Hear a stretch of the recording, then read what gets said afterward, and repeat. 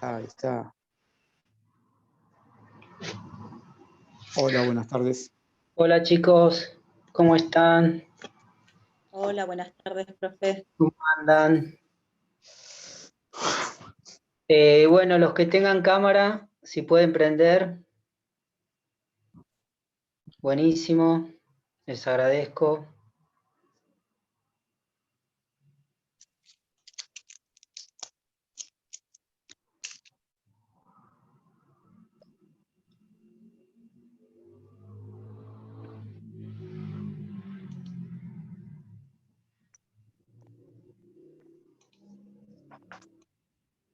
¿Cómo están? ¿Bien?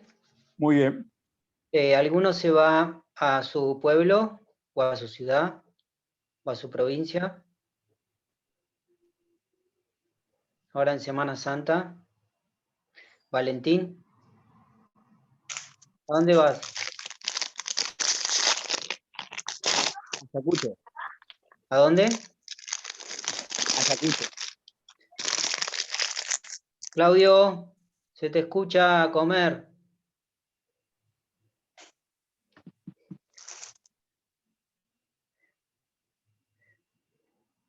Convidá por lo menos. Valen, ¿dónde vas? Ayacucho. Ah, mirá. ¿Y en qué te vas? Auto. ¿Vas solo o con amigos? Con familia. ¿Está acá tu familia? Parte.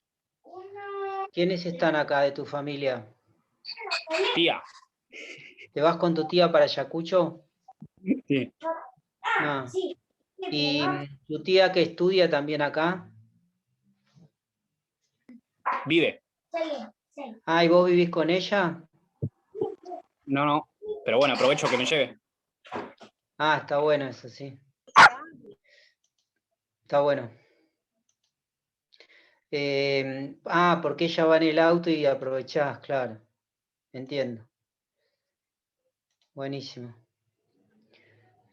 Y te quedás todo el fin de semana. Todo el fin de semana largo. Genial. ¿Y tenés algún plan allá para hacer?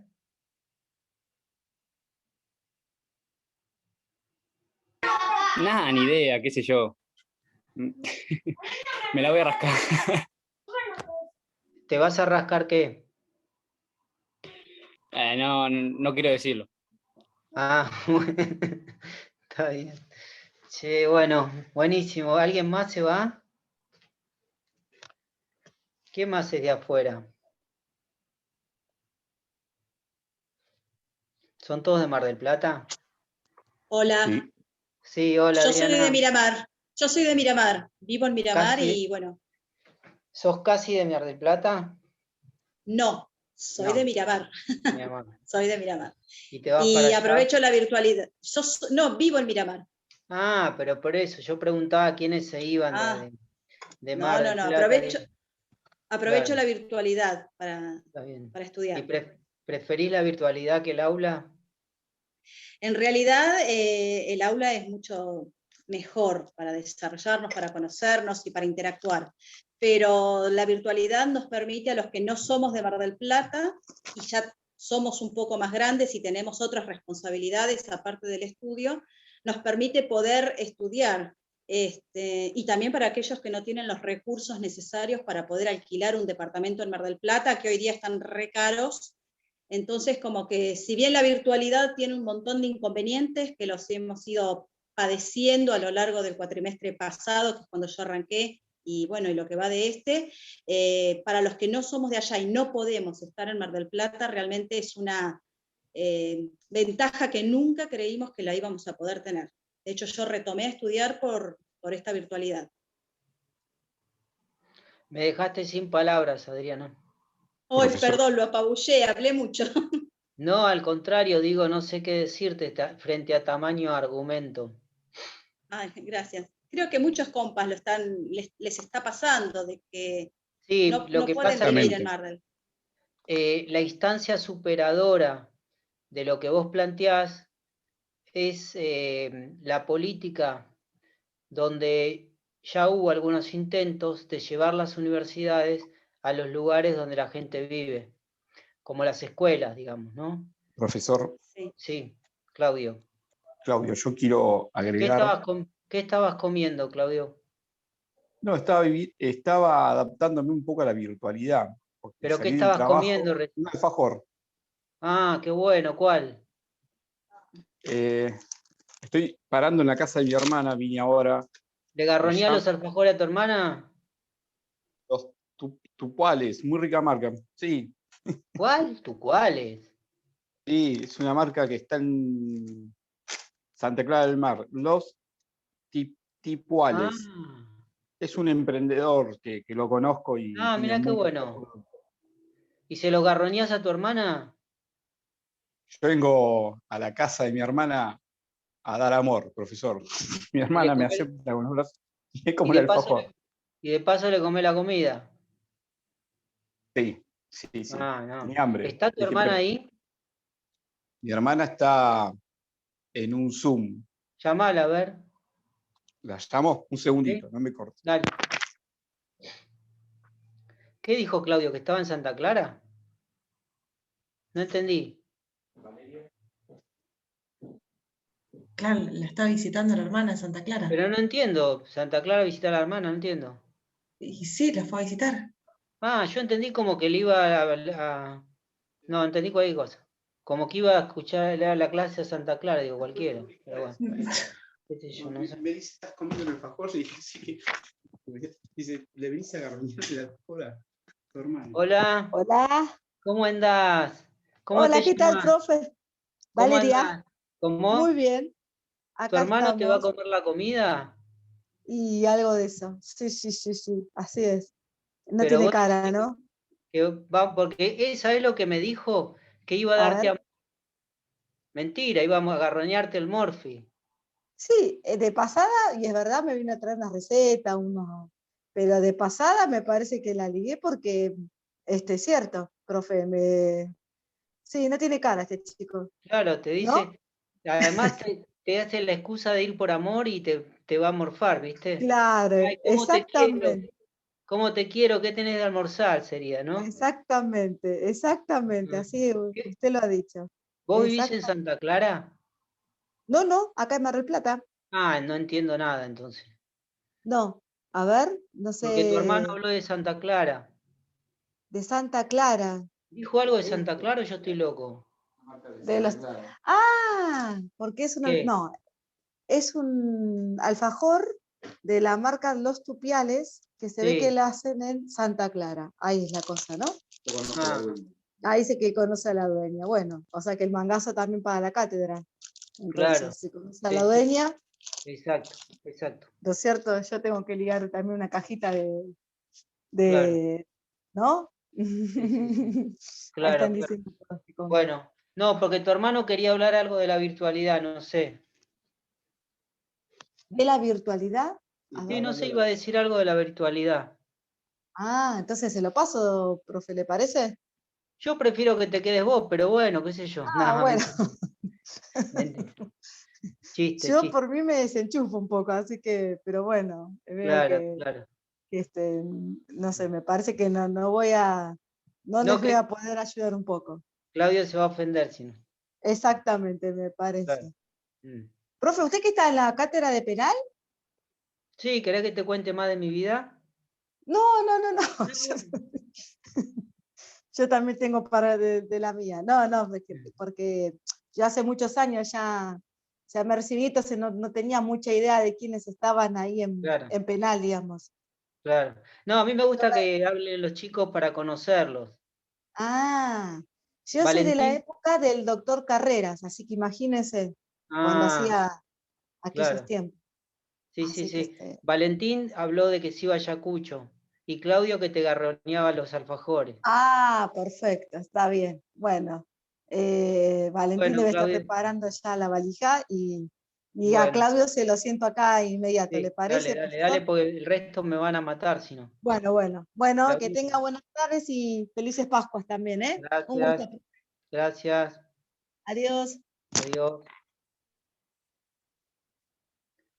Bueno, Bueno, me bien, reconecto. muy bien, Claudio.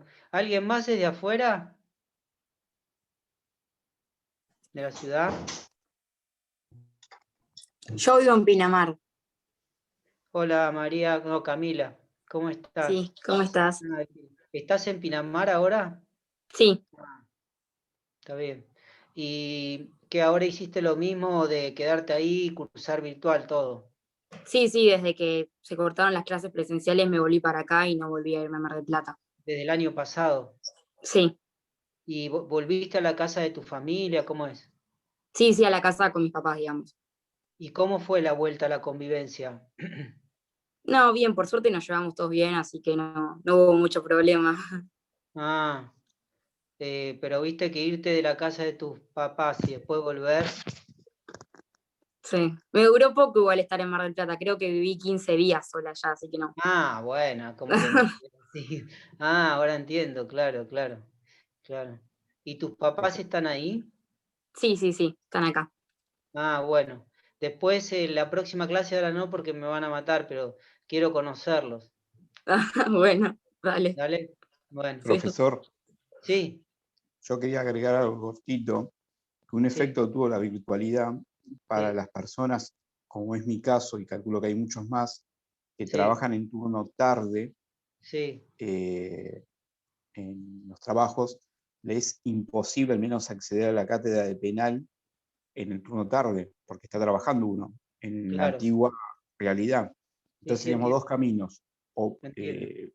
postdatar la cursada a algo que venga, o rendirla libre, cosa también Claro. difícil, Sí, sí, porque sí. yo intenté y era, bueno, una maraña de situaciones de encontrar un docente, de ir con el programa que marque los puntos que eran importantísimos para el final. Esto a mí me facilitó porque de repente, bueno, está bien, salgo corriendo del trabajo y descanso en algún lugar familiar o donde sea y me pongo a conectarme con la clase virtual. Así que pienso de Entiendo. mi parte aprovecharla al 100 porque la quiero probar.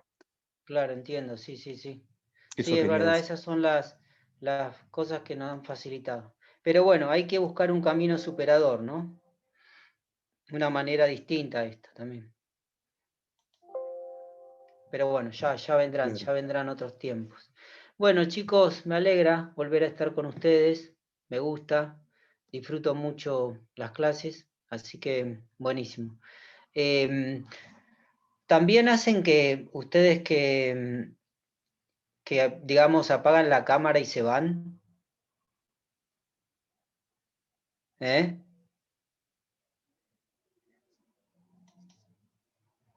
Acá los que están acá, por ejemplo, ¿se fueron? ¿Hacen eso o no? ¿No? Bueno, mejor. Calculo que no lo harán.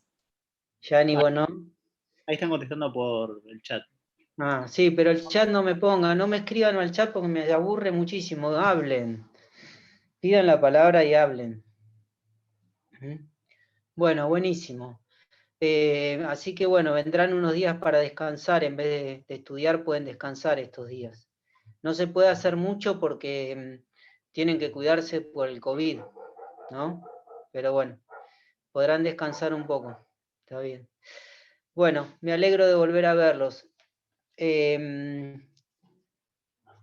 Hoy vamos a continuar, o en realidad vamos a empezar a ver la temática. ¿Se acuerdan que la clase pasada hicimos una breve introducción de nuestros temas y dijimos que una de las cosas que íbamos a abordar son una serie de conceptos que nos van a servir para estudiar toda la materia y le diría para estudiar todo el área penal, todo el sistema penal? Son conceptos en los cuales vamos a o deberíamos volver permanentemente para repensarlos, refrescarlos y de algún modo siempre analizarlos con una posición crítica, ¿sí? Esos conceptos que vamos a hacerles una pasada para saber dónde estamos parados frente a ellos son los conceptos de poder, el concepto de ser humano, el concepto de sociedad y el concepto de Estado, ¿sí? Son conceptos que quizás con la trascendencia que tienen, no solo para el derecho penal, sino para el derecho en general, se detienen poco en el saber jurídico a analizarlos, a estudiarlos y a profundizarlos. Pero para nosotros son absolutamente fundamentales.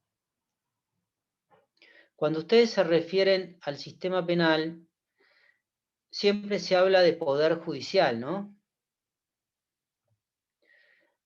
Poder judicial, pero nunca uno se detiene a analizar, bueno, si es un poder judicial, ¿cómo se llena de contenido el concepto de poder? ¿No? ¿Qué es el poder? ¿Sí? Y, digamos, eso es fundamental, como les decía antes, para poder saber dónde estamos parados, para poder hacer una buena base que nos permita comprender todos los institutos que después van a venir a lo largo del estudio del sistema penal, ¿no? Digamos, si todo se reduce al ejercicio del poder, saber qué es el poder nos coloca en un lugar de mucho mejor entendimiento frente a las situaciones a las que nos acerca el sistema penal, ¿no? ¿Cuál es una situación? Tratemos de recrear o pensar o representarnos, mejor dicho, una situación en la cual nos puede enfrentar el sistema penal. ¿Qué se les ocurre?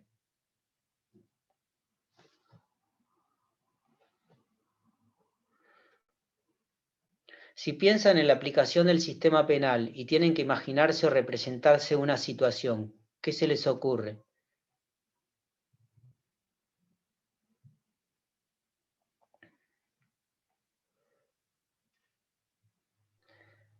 Lo más común sería un policía deteniendo a alguien en la calle, ¿no? Sí. ¿Les parece? Sí. ¿Qué otra situación? A ver si les ocurre. Relacionada con el sistema. Una denuncia sobre algún hecho. Bien, una denuncia. Puede ser un pedido de habeas corpus por una detención. Está bien. Bien, perfecto. Todas situaciones y acciones en ese caso, más que situaciones, ¿no? Las de Maite y Claudio relacionadas con el sistema penal, ¿no? Un juez dictando una sentencia, por ejemplo. También. ¿No? Una defensora oficial haciendo un alegato en un tribunal oral. También, sí. También. Bueno. Un ministerio público fiscal acusando. Está bien. Bueno. Un miembro del servicio penitenciario ingresando a alguien a una celda. Bien. ¿Puede ser? Un grupo de personas reclamando mayores penas en la calle.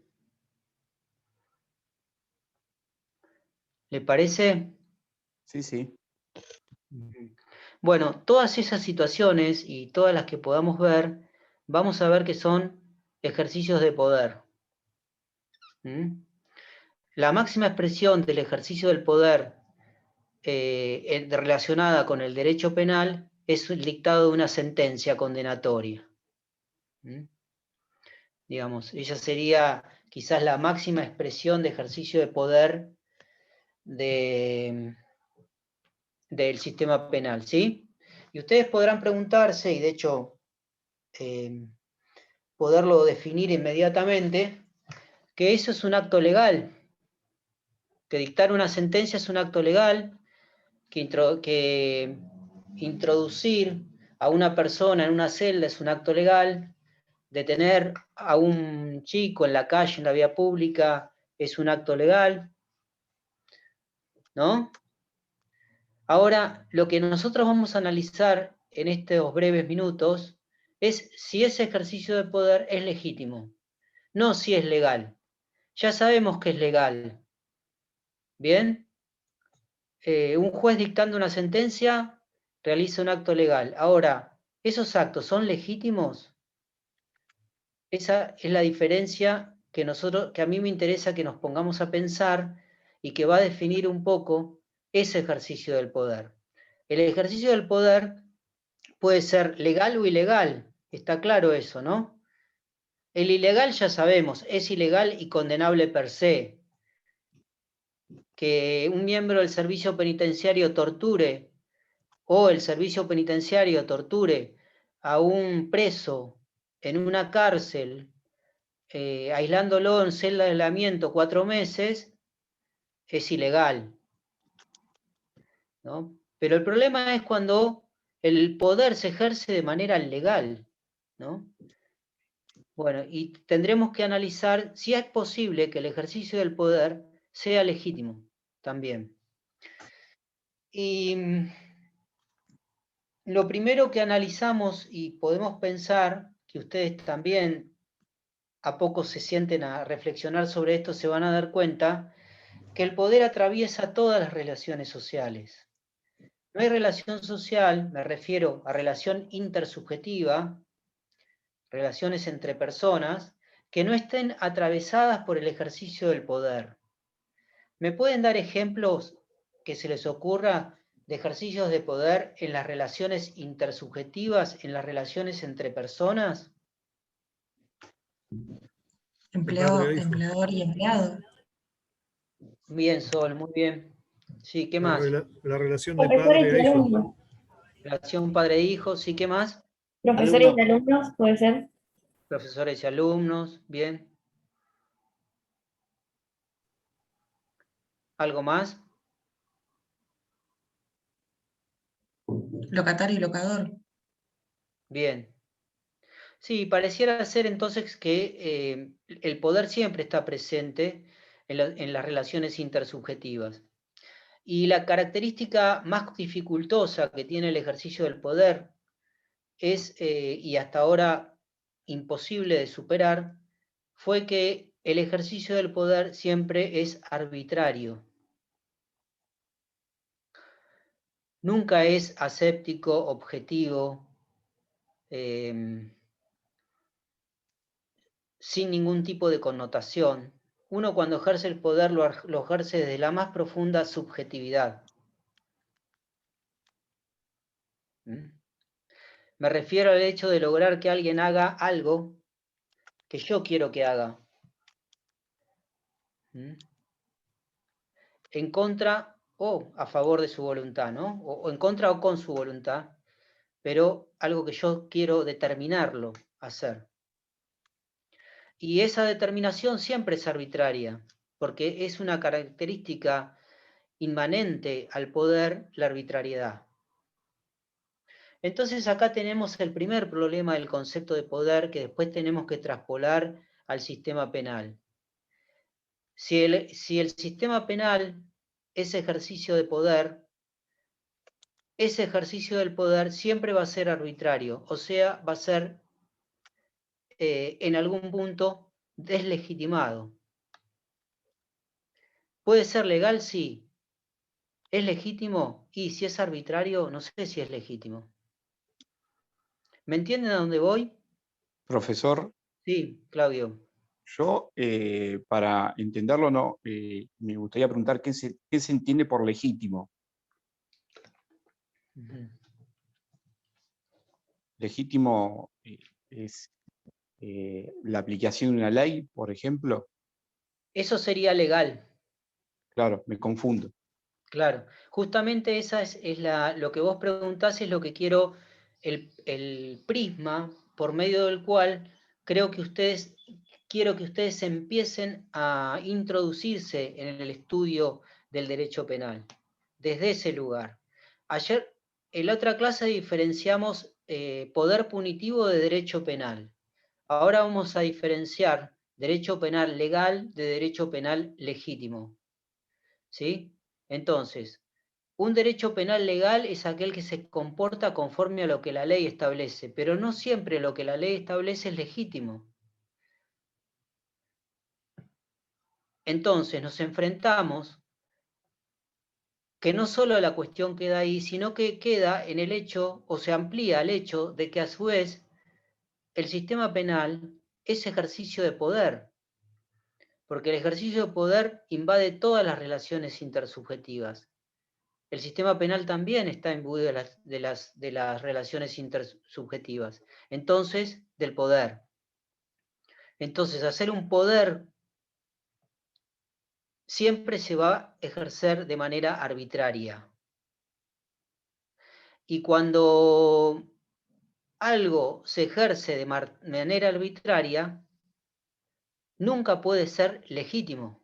Puede ser legal, pero nunca puede ser legítimo. ¿Se entiende ahora, Claudio? Sí. Porque siempre va a estar imbuido de la subjetividad de quien lo ejerce, sin incorporar la subjetividad de quien lo recibe. Claro. ¿Y entonces qué podríamos entender por arbitrario? Lo que depende de la subjetividad de uno.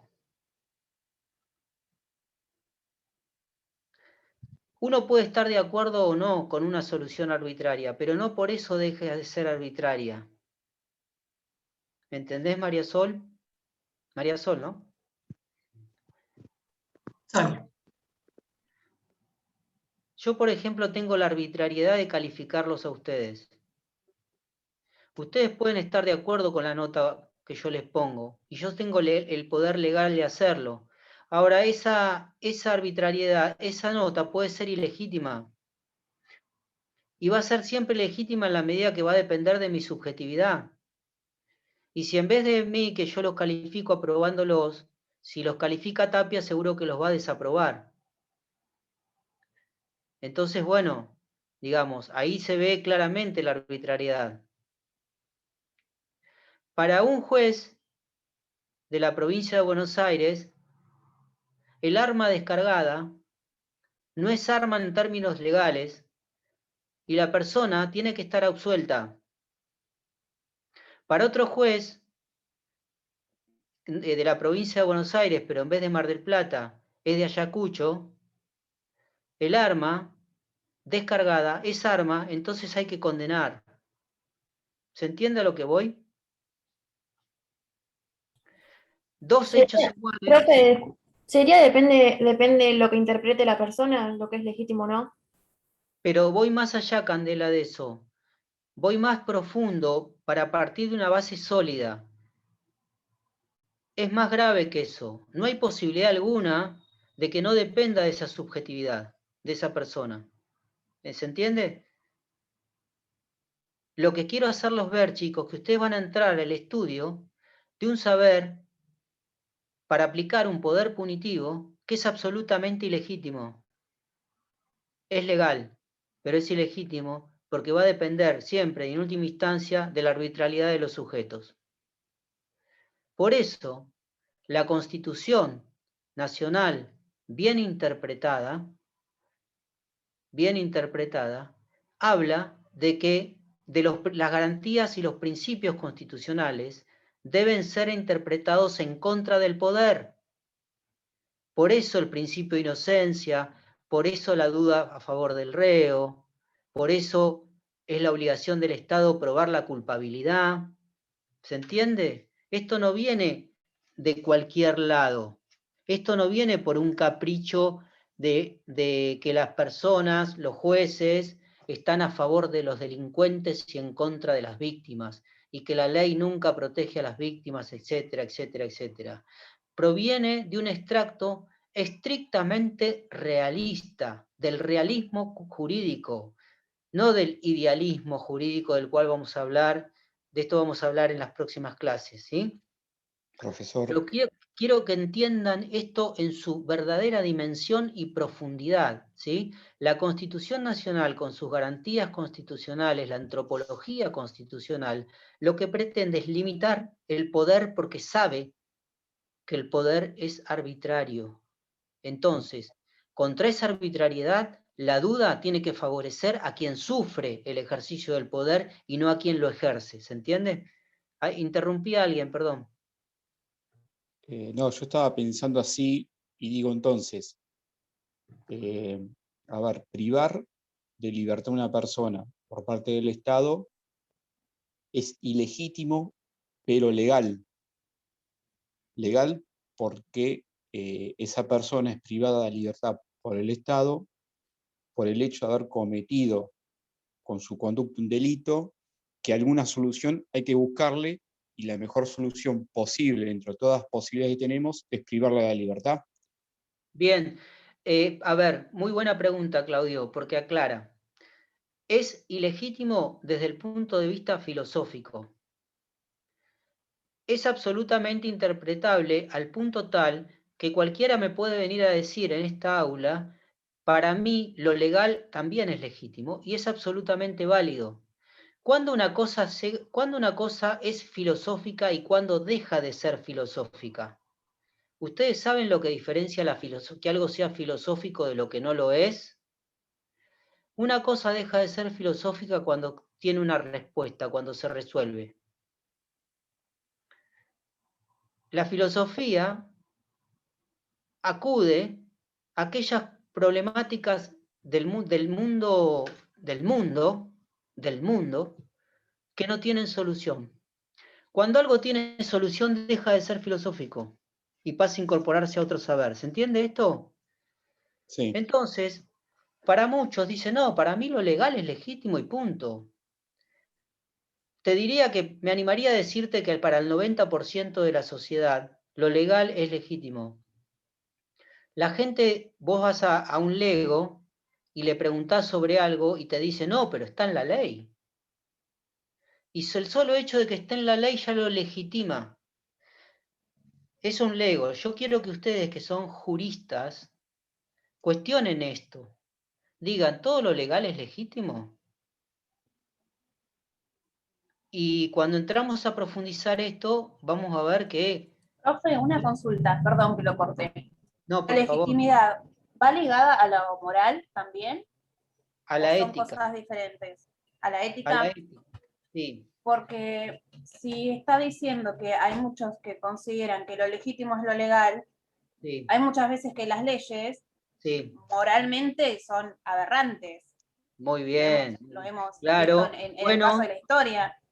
claro, Por pero eso, ¿cómo es tu nombre? Perrier. ¿Perrier te llamás? No, Yamila. Ah, por eso, Yamila. Yamila, muy bueno lo que decís. Y digamos, ya vamos a profundizar sobre esto, no se preocupen que lo vamos a trabajar. Pero muchas personas, como sostenés vos, creen en la legitimidad formal. De hecho, el positivismo jurídico, deben haber estudiado el positivismo jurídico cuando vieron los elementos para la teoría general del derecho. El positivismo, algo legal, formalmente enunciado, lo convierte en legítimo, ¿no? Ya vamos a ver cómo se corresponde esta mirada que vos sostenés con un idealismo filosófico, con la filosofía idealista de la Revolución Francesa. Ya vamos a hablar de eso, ¿sí? Pero bueno, yo lo que le quería es justamente ver en ustedes estas caras de asombro que están teniendo y decir, opa, me voy a meter en un quilombo, ¿no? Digamos, el derecho penal, para aquellos que no toleran la injusticia, es un terreno difícil, ¿no? Es un terreno difícil. Digamos, porque está plagado de arbitrariedades, ¿no? Plagado de arbitrariedades, por no decir que el 100% de las decisiones sean arbitrarias, ¿no? Ahora, vamos a dejar pendiente la intervención de Claudio en cuanto a dijo que este es el sistema posible. Vamos a ver si es posible o es el elegido por el propio poder. Vamos a ver si es realmente lo único posible o en definitiva es un sistema que le sirve al poder. Para eso vamos a estudiar, como yo les dije antes, entre lo político y lo histórico algunos acontecimientos históricos que nos van a permitir ver si el sistema penal de hoy es producto de una elección del poder o se llegó al sistema penal de hoy producto de una evolución del ser humano hacia formas más justas de resolver los conflictos. Eso es lo que vamos a resolver, digamos. El sistema penal, en definitiva, es aplicable hoy, es una evolución hacia un camino de mayor justicia, o es solo ejercicio del poder y a que le convino a quien tuvo el poder y tiene el poder de sostener este sistema penal. Les anticipo, chicos, que les invito a un lugar muy poco agradable, ¿no? Realmente muy poco agradable. Pero bueno, si quieren aprender el derecho penal en serio y analizar el sistema penal en serio, vamos a tener que meternos en el barro, ¿no? Vamos a tener que meternos en el barro. Bueno, ¿vamos bien hasta ahora? Sí. Bueno, me alegro. Buenísimo, y vamos a avanzar un poco. Muy interesantes las intervenciones, chicos. Bien, rápidamente, porque no me quiero detener demasiado en esto, porque ya les dejé crear un apunte en este sentido y vamos a repasar cómo se ejerce el poder para que ustedes tengan claro a ver cuáles son las formas de ejercicio del poder. Cualquier cosa después lo retomamos, pero vamos más rápido porque no vamos a contar con mucho tiempo. Hay 3 formas que conviven de ejercicio del poder, se las menciono rápidamente, después lo pueden leer a esto, en el apunte que yo dejé. La primera en el tiempo y la que se sostiene es la soberanía. El segundo es la disciplina. El tercero, ya transformado en un cuarto, es el estado de gobierno. Entonces, las formas de ejercicio del poder son soberanía, disciplina y estado de gobierno. Esas formas de poder conviven y los invito a ustedes a que traten de detectar en su vida, en su cotidianeidad, cuál de estas 3 formas de poder están sufriendo. Digamos, vean en su vida, ejemplos de su vida. Por ejemplo, cuando los hacen esperar en una cola para pagar un impuesto y tienen que esperar 45 minutos de su tiempo de su tiempo de existencia vital para pagar un impuesto, ¿no? Por ejemplo, por ponerles un ejemplo muy burdo, muy estúpido, pero para que dimensionen ustedes cómo estas formas de ejercicio del poder son aplicables a la cotidianeidad de todos nosotros, ¿no? Bueno, rápidamente, ya les digo, la soberanía es aquella que se aplica, obviamente, de arriba hacia abajo, como todo el poder, pero acá hay un reconocimiento en quien aplica de su calidad de soberano. Llámense Estado, llámese rey, llámese príncipe, llámese Dios, Alá, Cristo, Mahoma, quien quieras, Krishna, para un reconocimiento de un poder por encima de nuestras capacidades. Se ejerce de ahí ese poder de arriba hacia abajo. Ese poder es incuestionable, ¿no? Ya vamos a volver sobre esto. Y se ejerce de esa manera vertical. La otra forma de poder es la disciplina. ¿A algunos se les ocurre algún ejemplo de disciplinar de ejercicio del poder?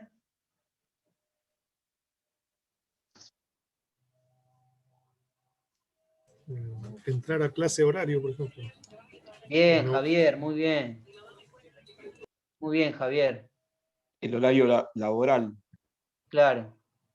Sí, o incluso el ejemplo que dio de formar una fila, ya ahí están disciplinados porque en la fila no te van a atender. Bien, perfecto, perfecto. Muy bien. Muy bien. Si el policía te hace poner las manos sobre el patrullero,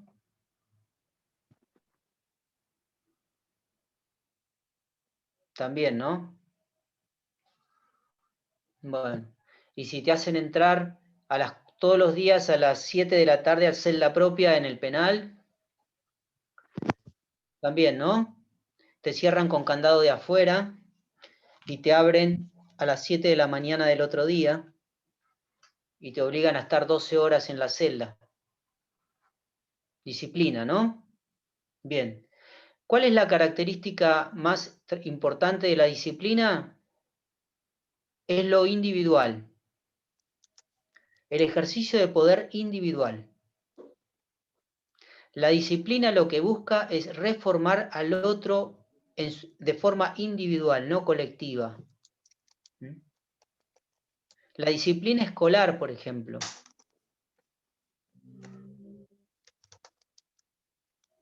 Trata de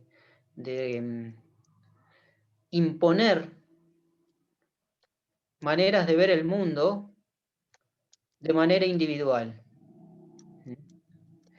Cuando ese sistema disciplinar dejó de servir al poder, nació esa tercera forma de ejercicio del poder que yo les mencioné que se llama estado de gobierno. Algunos lo llaman gubernamentalidad. Gubernamentalidad, que es un concepto creado por Foucault. Gubernamentalidad. Estado de gobierno. Después vamos a ver en qué derivó eso. Todos estos temas, chicos, los van a retomar cuando estudien criminología. Espero verlos ahí en criminología. Tenemos además uno de los 10 mejores criminólogos del país como titular adjunto a cargo de la cátedra de criminología, que es el profesor Bombini, que está entre los 10 mejores criminólogos del país. Así que aprovechenlo. Vamos a retomar todos esos temas, estos temas de ejercicio del poder. Bueno, ¿qué es el estado de gobierno? La gubernamentalidad.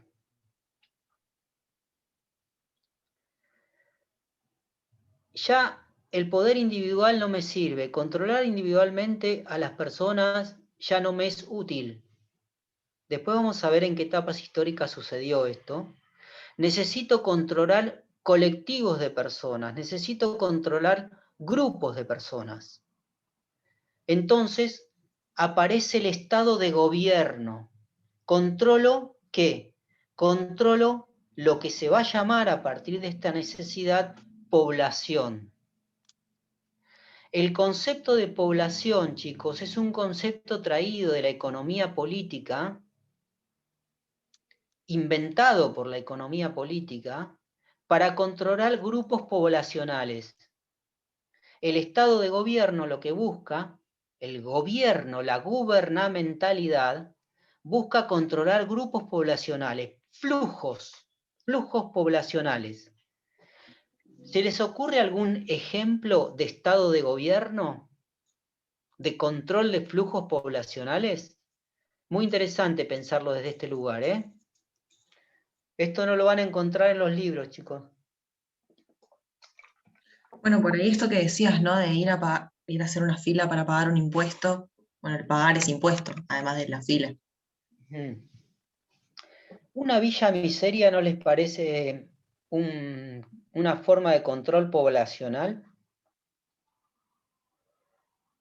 Una pregunta picante, digamos, ¿no?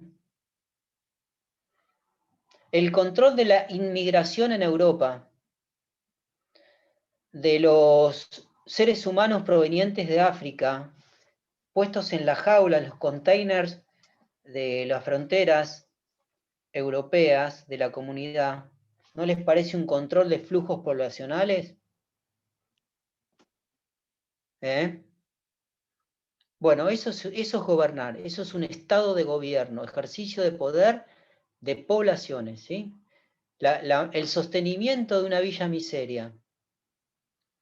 El retiro de cobertura del estado de la villa miseria, dejándola en manos de personas violentas y permitir enfrentamientos entre personas, ciudadanos, narcotráfico, abusos de todo tipo, abusos sexuales, abusos de todo género y especie, ¿no?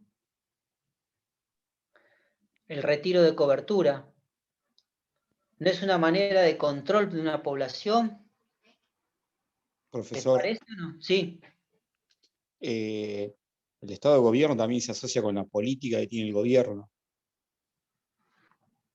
Sí, pero no hablemos de gobierno por ahora, Claudio, coincido, pero no hablemos de gobierno ahora, hablemos de poder, de poder. Está bien lo que decís y después vamos a profundizar sobre eso, ¿sabes?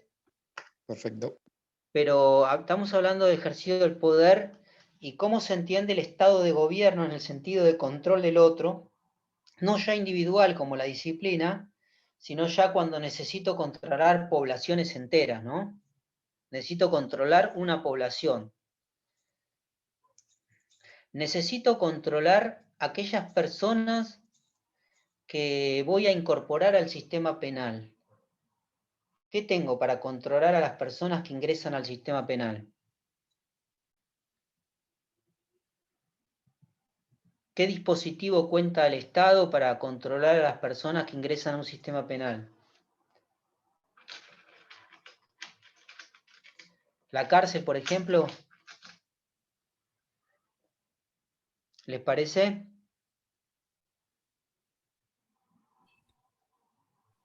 Sí, la cárcel, los castigos que hay dentro, legales o ilegales, obviamente. Todo el sistema penitenciario creo que puede ser. Bien, sí, perfecto. El Otra patronato cosa de... Sí. el patronato de liberados también, pero otra cosa que se me ocurre es de iglesia, puede ser. Pero no dentro del sistema penal, ¿no?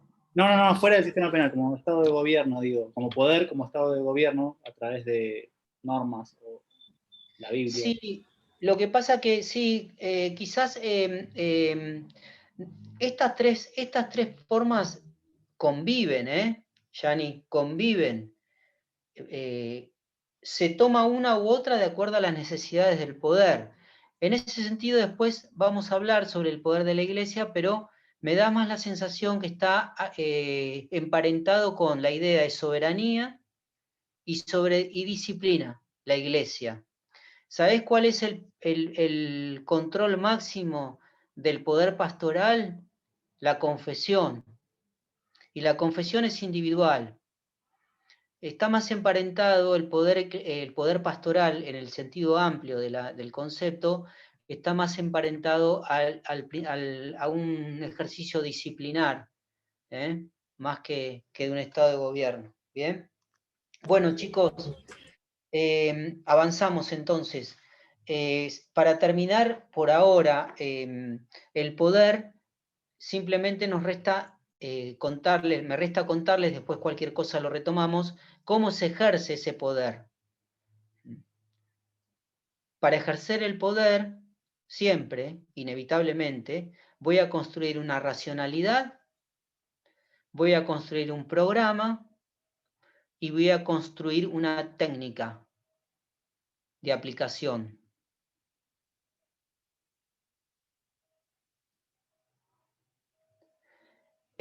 Cualquier poder en su ejercicio va a tener que atravesar estos tres presupuestos. Si yo quiero ejercer poder, tengo que construir una racionalidad. Les dejo un ejemplo y avanzamos, porque me preocupa un poco el tiempo. Un ejemplo podría ser: señor juez, le pegué porque me vuelve loco. Por eso le pegué. Usted no sabe lo que es convivir con ella. Me vuelve loco, me tortura, me habla todo el tiempo. Le pegué por culpa de ella. Es ella la culpable de que yo le haya tirado nafta y le haya prendido fuego, o le haya pegado, o le haya clavado un pedazo de botella en el pulmón.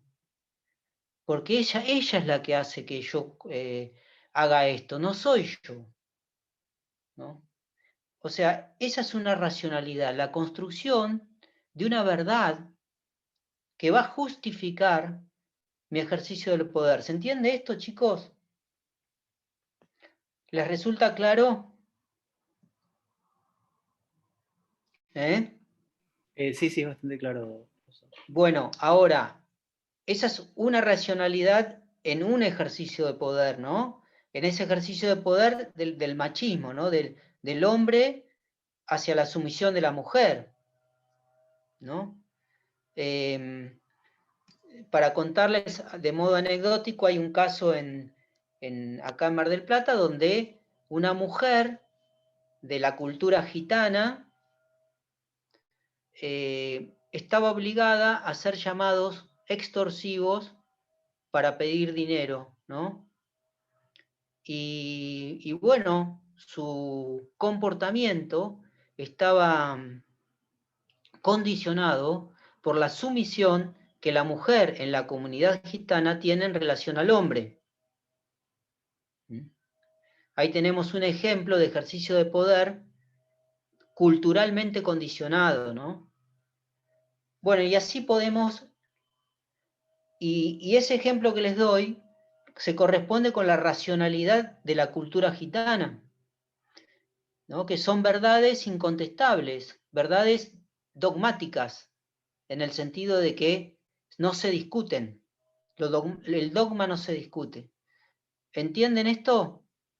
¿Cuál sería la máxima racionalidad de el poder penal en un Estado democrático de derecho? A ver si pueden responder esto. La Constitución Nacional. Sí, que respete y siempre esté condicionado el sistema penal a no contradecir a la Constitución.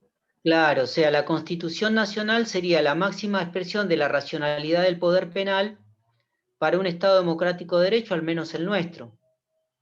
¿Se entiende esto? Después discutimos si está bien o no, desde el punto de vista ético. ¿Sí? Digamos, cada uno tendrá su opinión respecto de esto, ¿no? Pero bueno, la mayor racionalidad en un Estado democrático de derecho está plasmada ahí. Bueno, entonces, construimos una racionalidad, tenemos que construir un programa de ejercicio de poder y una técnica de aplicación, ¿no? Podemos decir rápidamente, esto después léanlo, que el programa podrían ser las leyes que en consecuencia se dicten, ¿no? Y ese programa va a estar imbuido de una técnica de aplicación. La Constitución Nacional encierra una racionalidad que se aplica mediante un programa penal, que puede ser una ley, y que a su vez esas leyes encierran una técnica de aplicación para cumplir con ese programa. Por ejemplo, el estrado de un juzgado o el estrado de un tribunal.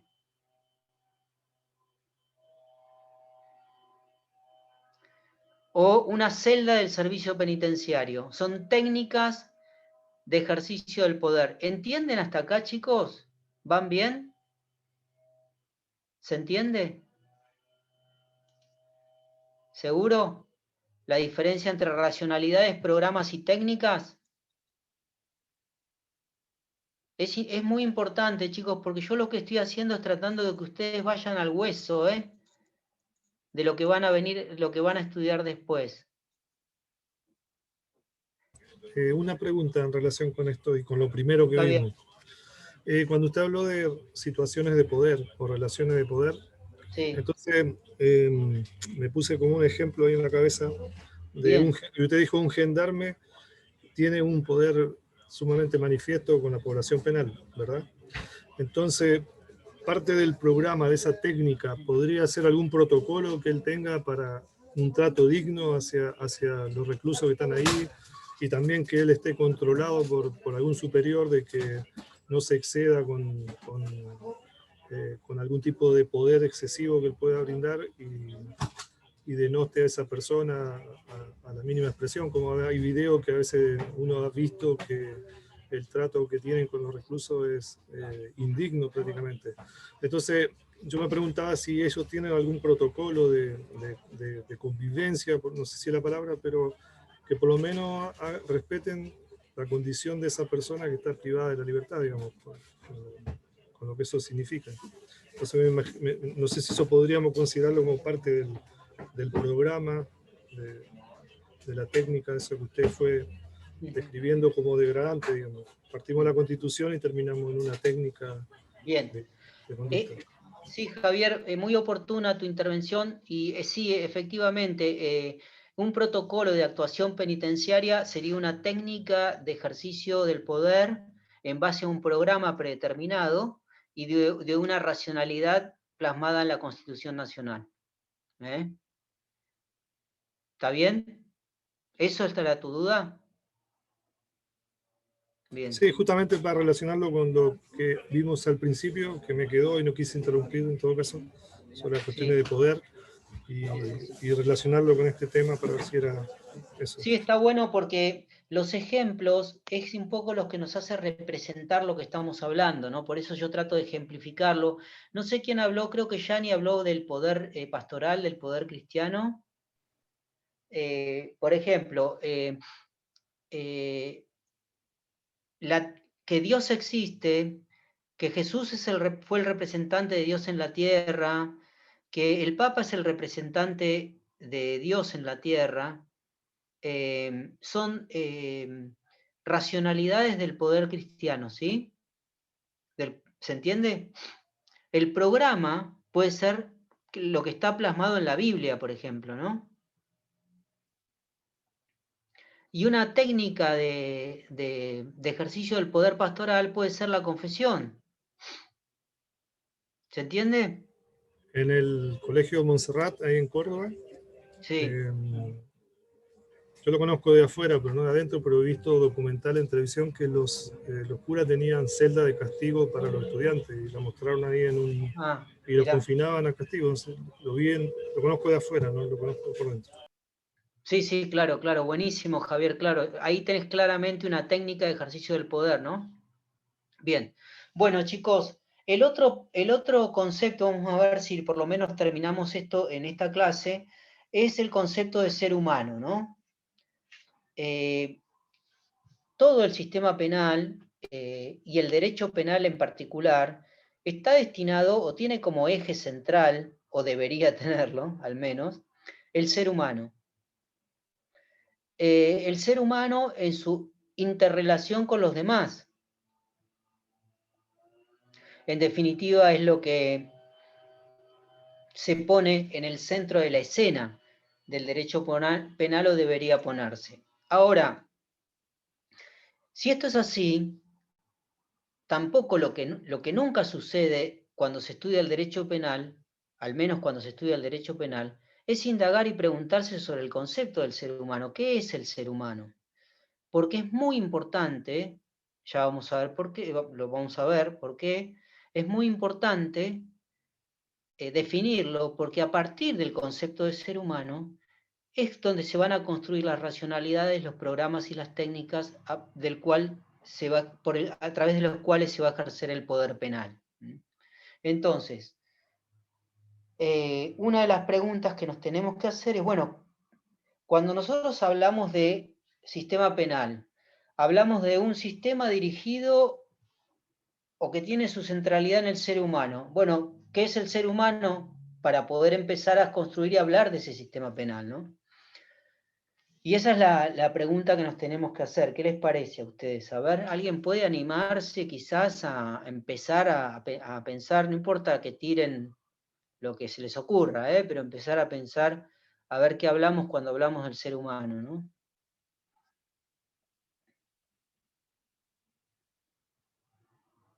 ¿El ser humano para ustedes es físico y mente?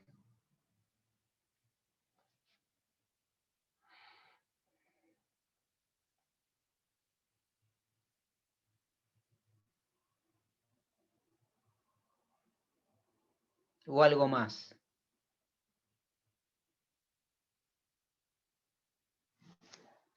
¿Qué les parece?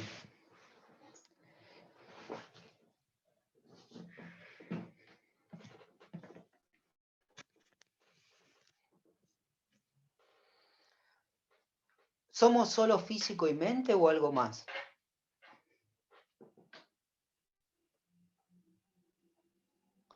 Espirituales. ¿Nos suena? Sí, Benjamín.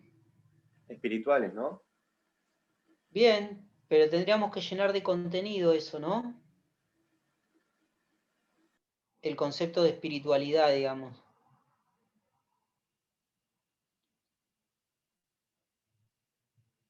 Porque desde ahí Benjamín pareciera una abstracción, ¿no?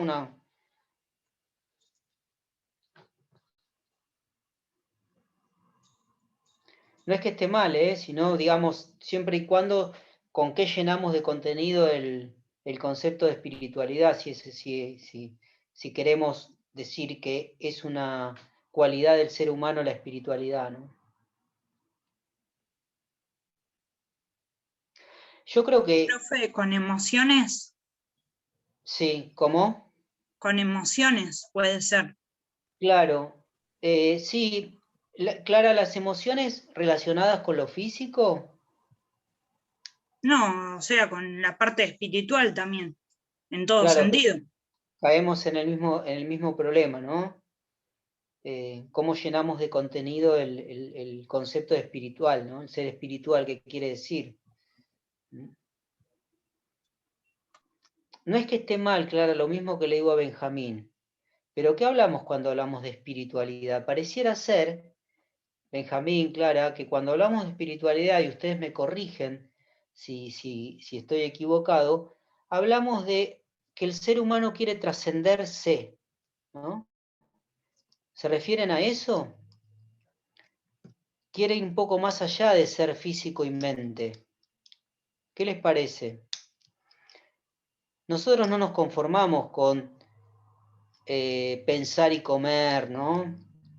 Y alimentarnos y hacer las cosas necesarias para sobrevivir. Creo que queremos trascender. ¿Qué están haciendo en este momento ustedes, en este preciso momento? ¿Qué estamos haciendo? Profe, es un ser social que busca vivir en sociedad, se puede decir así, ¿no? Claro, pero Candela, eso sería el ser como una herramienta del ser humano, ¿no? Una especie de herramienta. Vivir en sociedad, y yo estoy preguntando ¿para qué? ¿Para qué vivir, digamos, ¿no? Y pareciera ser que no queremos solo alimentarnos, dormir y sobrevivir, ¿no? Y pensar, queremos algo más, queremos trascender. Ahora le pregunto a Benjamín, a Clara o a cualquiera de ustedes, ¿a eso se refieren con espiritualidad? ¿La idea de trascender? Yo les preguntaba, ¿qué estamos haciendo en este momento? En este preciso momento, ¿qué estamos haciendo entre nosotros? Estamos estudiando, ¿no? Estamos estudiando la carrera de abogacía. Y ustedes están estudiando la carrera de abogacía, yo también, porque tenemos un proyecto de vida que abarca ese proyecto de vida, la carrera de abogacía. Después, más de uno de ustedes serán padres o madres, y su proyecto de vida también abarca esa situación de vida, ¿no? Tener hijos. O pueden tener un trabajo que abarque también su proyecto de vida. ¿Me explico? ¿Me voy acercando? El ser humano no es solo físico y mente, sino también es proyecto de vida. Es proyecto de vida, y ahí sí les vamos llenando de contenido lo que Benjamín y Clara dijeron sobre la espiritualidad. Espiritualidad en tanto y en cuanto queremos trascender.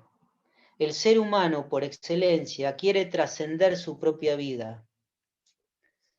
Hegel decía que la Tierra era un cascote, fíjense, Hegel decía que era un cascote que giraba alrededor del Sol. Sí, Hegel decía eso. Hablaba de un cascote que giraba alrededor del Sol. Pero decía que ese cascote tenía una particularidad.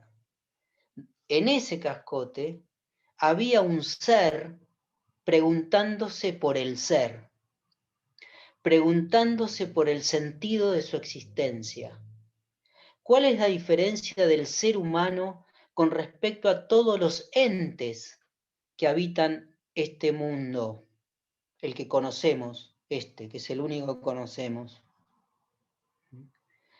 El ser humano se diferencia porque se pregunta por el sentido de su existencia. Es el único ente que se pregunta por el sentido de su existencia. Eso quería decir Hegel cuando hablaba de la particularidad del cascote, ¿no? Bueno, el ser humano, chicos, quiere trascenderse, ir más allá de su propia existencia. Y tiene una gran virtud el ser humano. El ser humano, ¿saben lo que tiene como virtud? Sabe que se va a morir. Es consciente de la finitud de su existencia. Y a pesar de eso, se pregunta por el sentido de la vida. Todos, absolutamente todos, tenemos un proyecto de vida. El proyecto es el sentido de la existencia, el sentido que le damos a la existencia a pesar de saber que nos vamos a morir. De lo único que un ser humano no puede dudar es que se va a morir, que su vida es finita. Y sin embargo, queremos encontrarle un sentido. Eso es lo más extraordinario que tiene el ser humano. Es extraordinariamente destacable. A pesar de la conciencia de la muerte, se pregunta por el sentido de su existencia. Es lo más maravilloso que guarda el ser humano. Y el ser humano es un ente maravilloso. Pero ¿cuál es el problema? Que a la mayoría de los seres humanos nos hacen creer que nosotros no somos maravillosos. Somos lo peor de lo peor. Y si vivimos en un lado del planeta distinto a otro, somos peor todavía. Somos lo peor de lo peor de lo peor. Como lo es un inmigrante africano, como es un pueblo originario en Latinoamérica, como es un originario en el Asia. Son lo peor de lo peor. Somos sudacas, somos lo que no podemos, somos los que hacemos mal, somos los vagos, somos lo que por culpa nuestro estamos como estamos. Nosotros no somos lo peor. Somos lo más maravilloso que hay en esta tierra, ¿sí? Bueno, ¿por qué hago este paneo muy básico, muy superficial, filosófico? Porque quiero entrar a que pensemos juntos qué es el ser humano para el derecho penal y cómo se da de a patadas con esta idea de ser humano que vamos a retomar después. ¿Qué es el ser humano para el derecho penal? El que se aplica hoy, no estoy hablando del ser humano, el concepto de derecho penal del ser humano de la antigüedad. Está mal dicho antigüedad porque no hay antigüedad, pero bueno, de épocas pasadas, pongámosle por ahora. Es el concepto del ser humano hoy. ¿Bajo qué concepto se juzga a los seres humanos en un juicio penal, por ejemplo? El ser humano, para el sistema penal, es un ser que es solo físico y mente. Es un ser hedonista. Es un ser que solo piensa y vive como motor a través del placer y del dolor. El placer y el dolor son los motores de sus acciones.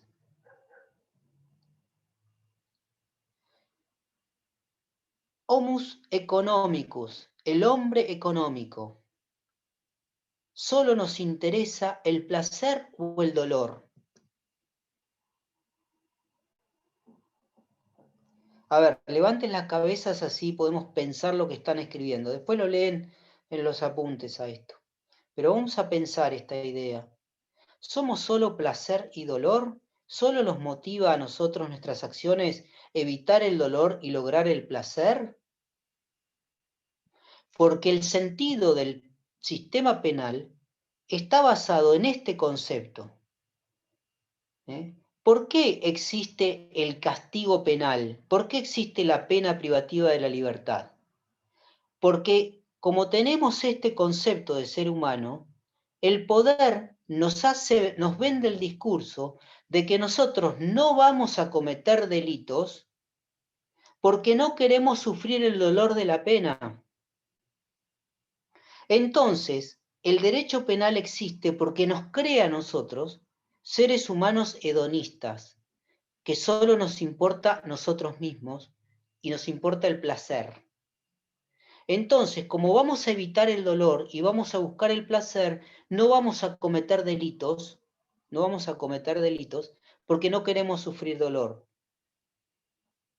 Chicos, ¿entienden esto? Lo que les estoy explicando es fundamental para que ustedes se formen bien en el derecho penal. No se formen superficialmente, vayan al hueso. Entonces, ¿por qué existe la pena privativa de la libertad y el principio de resocialización de la pena que deben estar viendo con Tapia? Existe porque creen que el ser humano es un ser hedonista, que solo le interesa el placer y quiere evitar el dolor. Entonces, que el ser humano no cometa delitos va a depender del sentido que nosotros le demos a la pena. Y ese sentido que le damos a la pena es justamente, yo te voy a castigar si cometes un delito para que los demás no cometan un delito. Y a vos te voy a resocializar para que en el futuro no cometas un delito. Te vuelvas ese ser económico que todos esperamos. ¿Está bien? Este es el concepto de ser humano, del cual vamos a retomar después, que nace o se fortalece con la Revolución Francesa. Después vamos a volver con esto. Pero digamos, el derecho penal está construido en un concepto absolutamente acotado de ser humano. El ser humano no es solo placer y dolor. El ser humano es mucho más que eso, pero nos hacen creer que somos solo eso. Entonces tenemos que revertir este concepto de ser humano si queremos construir algo mejor que el derecho penal, algo mejor que el sistema penal, algo más superador que el sistema penal. El ser humano no se motoriza solo por el placer y el dolor.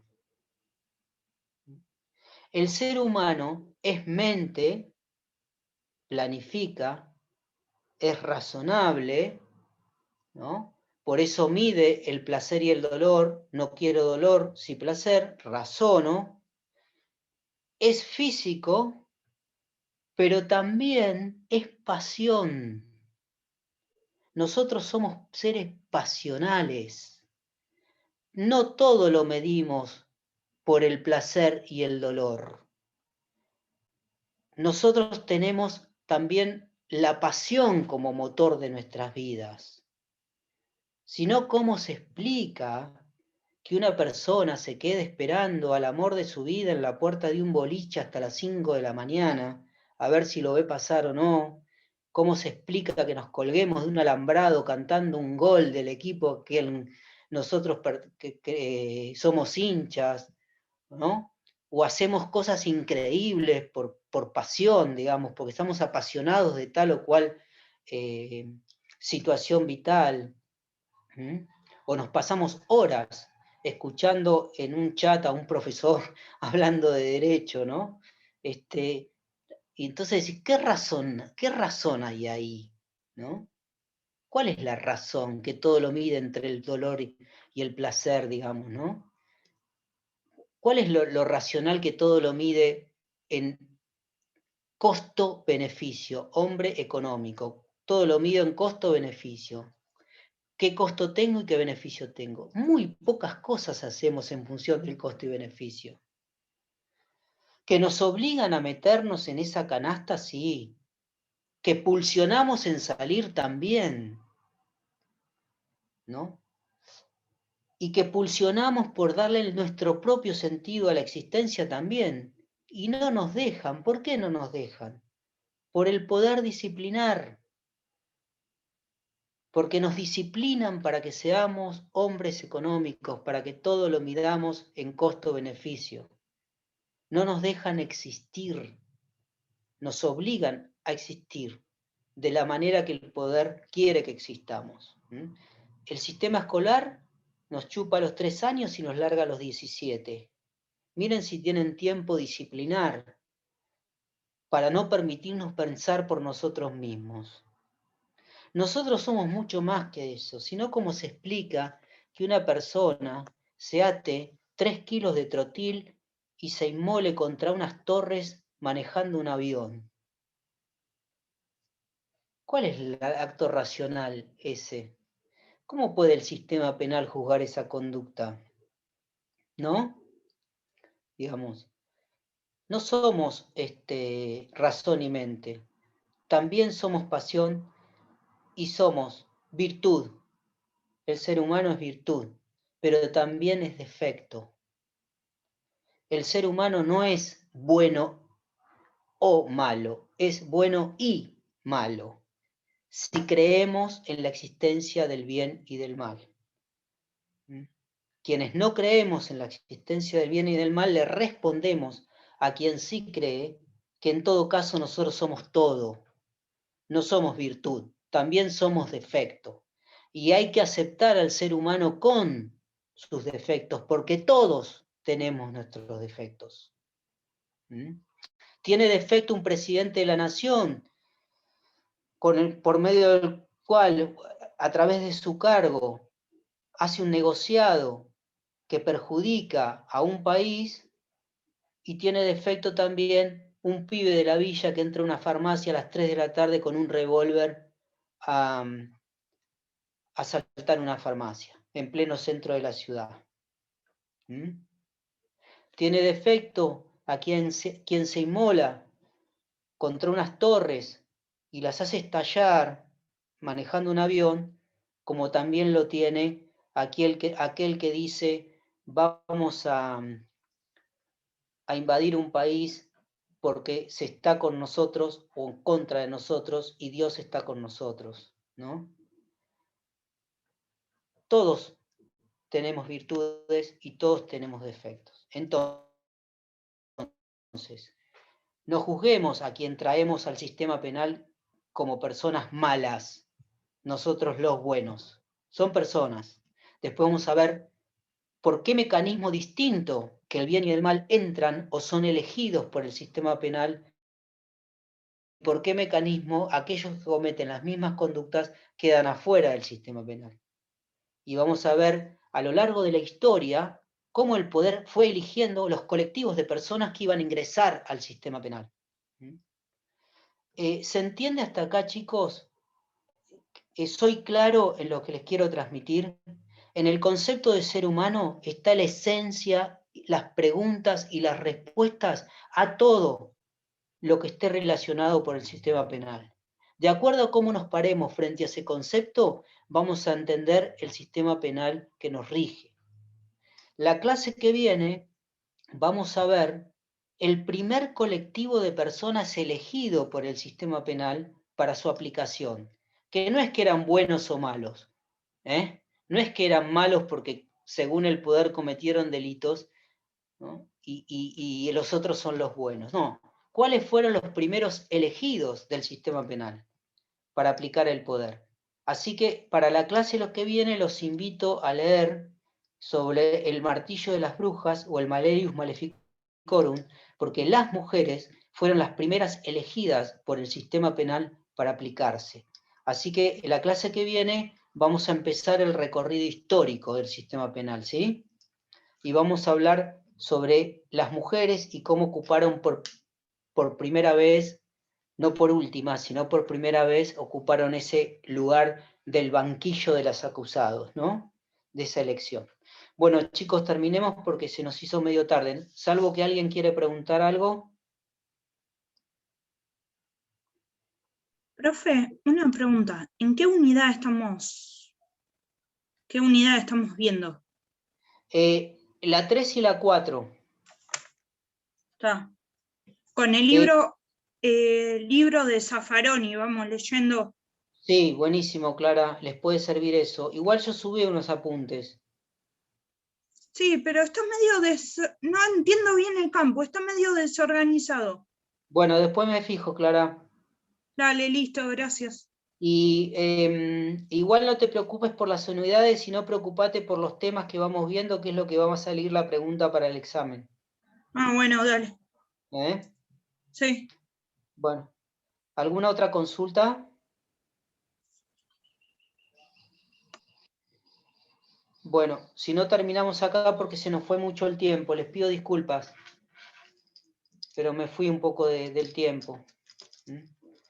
Bueno, si no tienen más consultas, nos vemos la clase que viene, ¿sí? Bueno, que descansen, que la pasen bien. Muchas gracias. Bueno, hasta el miércoles. Gracias.